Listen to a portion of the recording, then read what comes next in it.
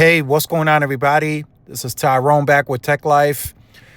Great article here from Elk Horn Media Group. I'll leave a link to it in the description so you guys can check it out. So issues like this should not be happening, in my opinion. So cell tower case between the city of Walla Walla versus AT&T put on hold. So apparently AT&T was originally granted access to a tower site that the city is now saying doesn't meet the requirements. So AT&T filed a lawsuit back in 2023 in federal court, claiming that the city violated the Telecommunications Act by denying a conditional use permit for a cell tower on property owned by the church. In the lawsuit, AT&T claimed the city's denial prevents the wireless company from providing necessary wireless services.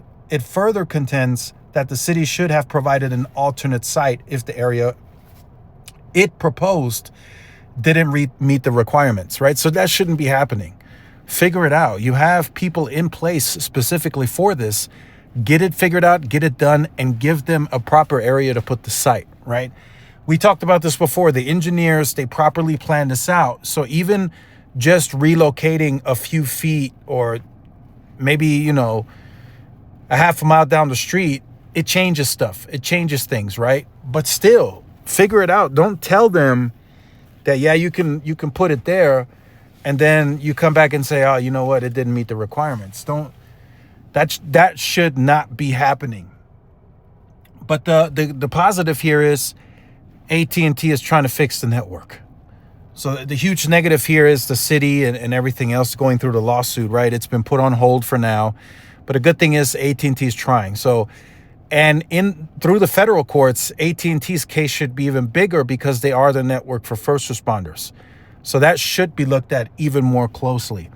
And that's why it's kind of hard to figure out AT&T's, plan and strategy, because a good amount of it, or a decent amount of it, is funded by FirstNet.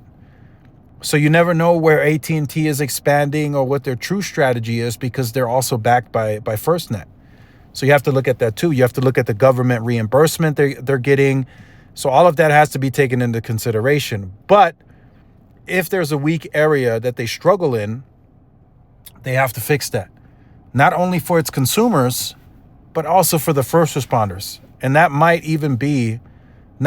that should be even a bigger concern than anything else, in my opinion. So AT&T is definitely on the move. In this case, they're being held back by the city, going through the courts. Hopefully they get it figured out and they're able to proceed by adding this cell site. But they are definitely working. They're on the move.